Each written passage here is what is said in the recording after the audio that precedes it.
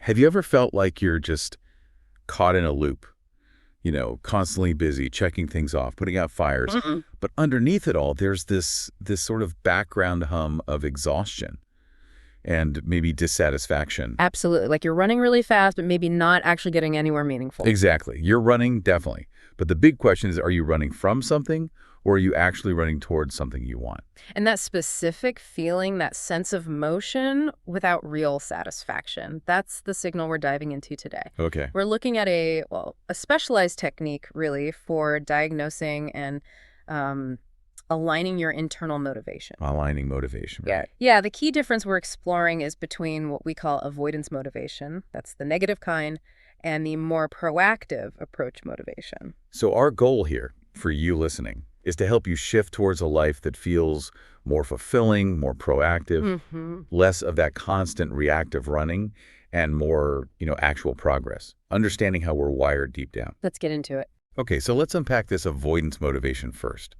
I mean, on the surface, it sounds pretty logical, doesn't it? We want to avoid pain, avoid negative stuff. Sure, and it definitely gets you moving. Fear of failing makes you study. Fear of getting fired. Makes you put in the extra hours. Yeah, it works as a trigger, no doubt. But, well, the research consistently shows that a life primarily driven by avoidance, it tends to be characterized by underlying fear, that chronic dissatisfaction we mentioned. And that feeling of constantly running. Exactly, just always chasing something away. Which brings us to what the sources call the gap. This seems really key, the difference between running from versus moving towards. It is key. Because it's about where your focus goes, where your energy is actually directed. Okay. When avoidance is the driver, you're basically obsessed with closing the gap between where you are now and well, whatever it is you desperately want to avoid. Right. Like if you hate debt, you work hard just to not be in debt. Precisely. And the moment you're debt-free, poof, the motivator vanishes. You succeeded, you avoided the negative thing.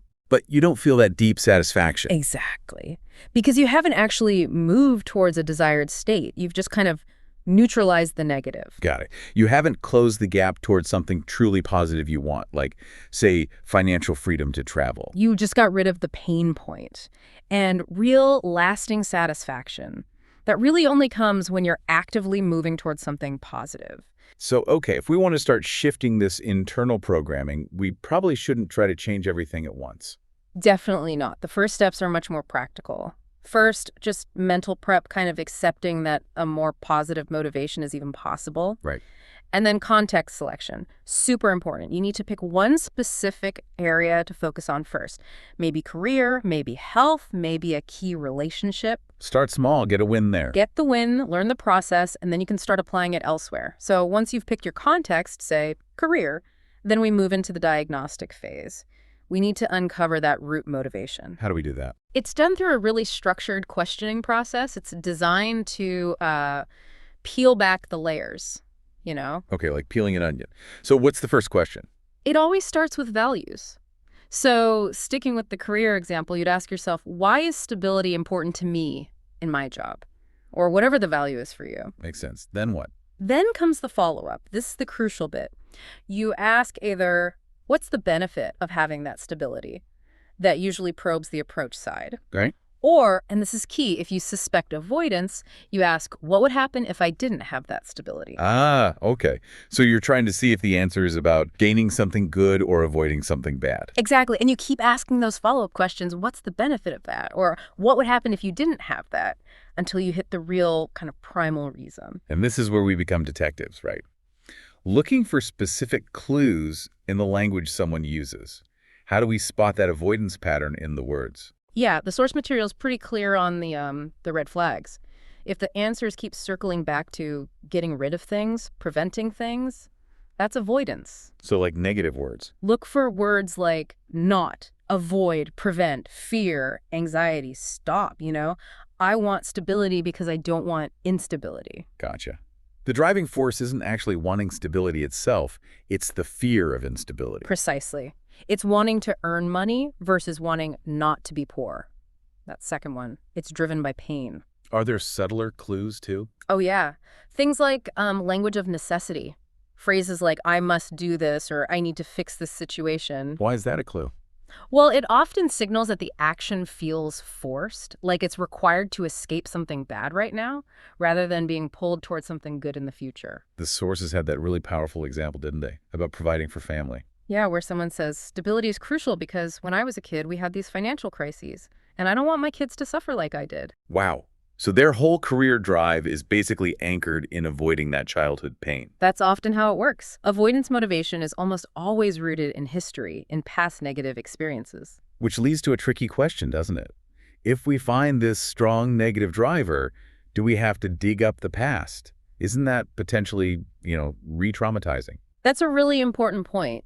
It's not about dwelling on the trauma or reliving it endlessly. It's about identifying the origin point, what the sources call the past landmark. The landmark. Okay, if the motivation is strongly avoidance-based, it usually started somewhere specific.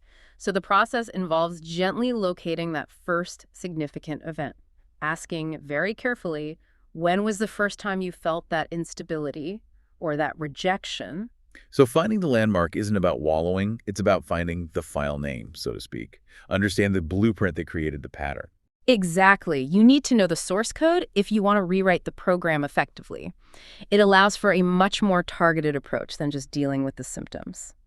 Right, so once we've identified the likely direction approach or avoidance, we need to remember that everybody has both. Nobody is 100% one or the other. No way. Avoidance can be useful, if a bus is coming at you. The goal isn't to eliminate it, but to consciously shift the balance, increase the approach side. How do we measure that balance? It often starts with a simple percentage assessment, just an estimate. So you might say to yourself, okay, looking at my job, it feels like maybe 70% of my drive is avoidance, fear of failure, perhaps, and only 30% is approach actual excitement about growth. Exactly. It gives you a starting point. But then we need to understand how those feelings actually feel internally. How does your brain represent fear versus growth? How it represents them. What do you mean? Well, your mind encodes emotions using sensory data. What you see in your mind's eye, what you hear internally, what you physically feel. We call these the VAK modalities: visual, auditory, kinesthetic, or just internal sensory controls. Okay, so it's like the internal blueprint for that feeling. Fear has a certain look or sound or feel inside my head. That's it perfectly. Yeah. So for an avoidance pattern, like that fear of instability, we'd ask, when you think of that instability, what does it look like inside? Is it big, small? Color, black and white? Okay. Is there an internal voice associated with it? Is it loud, critical, quiet? Right. And where do you feel that anxiety in your body? Is it tight in your chest, heavy in your stomach? Wow. Okay. So answering those questions reveals the internal settings for that fear. Precisely. And that assessment leads directly into the intervention, the actual shift. How do we make the shift? Well, the core idea is changing those internal representations and the beliefs tied to them. There are complex techniques for belief change, sure. But the most direct thing you, the listener, can work with is adjusting those sensory controls we just talked about. Okay. Make it practical.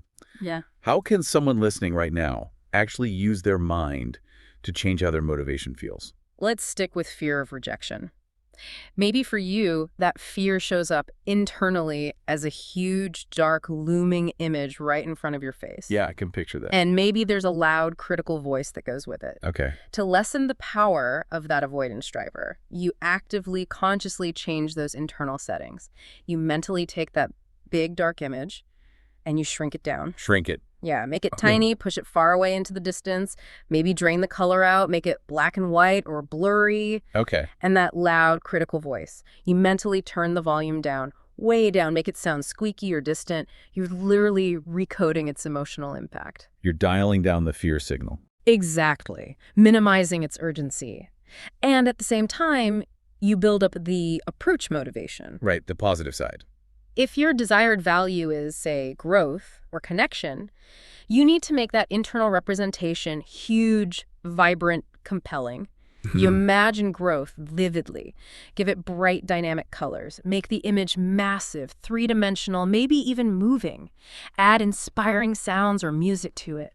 Feel the positive sensations expansion, excitement strongly in your body. So it's like turning down the volume knob on the fear and cranking the volume way up on the desired goal. You got it. Make the positive goal feel more real, more attractive, more compelling than the negative thing feels scary. And that changes everything internally. It shifts the whole internal landscape. Your decisions, your behavior, they'll naturally start following the signal that feels most vivid and appealing. Okay, so making that internal adjustment changes the settings, that sounds huge. But I guess it needs to translate into the real world, right? The new wiring needs to be tested.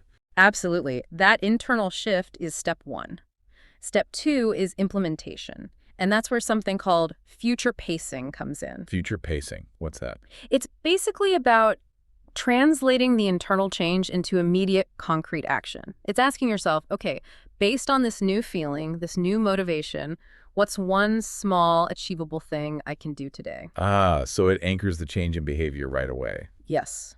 If you shifted from avoiding stagnation to pursuing mastery, maybe that first tiny step is spending 30 minutes reading an article about a new skill. Or sending that email you were afraid to send before. Exactly. It's taking that very first step down the new path. It proves to your whole system, conscious and unconscious, that this new motivation is now the default setting. It makes it real. Makes it real. And then finally, there's generalization. Taking it wider. Yeah. You start thinking, okay, this new way of operating, this preference for moving towards things instead of running away, how can this apply elsewhere? So if I change my motivation around my career, How does that mindset shift things in your health goals or your relationships or how you think about your future? The aim is really a fundamental shift towards being more proactive and fulfilled across the board. Hashtag tag outro. wow, so this deep dive really highlights how much of our feeling stressed and busy might not actually be about productivity at all. It could just be emotional firefighting, running from ghosts. Mm-hmm. And the really powerful idea here is that you don't have to be driven by those old patterns, by history. You can actually choose to be pulled forward by possibility. And think about that link we discussed. If that negative avoidance motivation is so often tied to a specific emotionally charged event in the past, that landmark moment, then the techniques we talked about, changing those internal representations, they're basically tools for releasing that old emotional anchor, for changing the internal script of that past event. Rewriting the script. Which leads to, I think, a really interesting final question for you to mull over. If so much of our motivation seems to be born from our history, what power does that give us right here, right now, to consciously rewrite the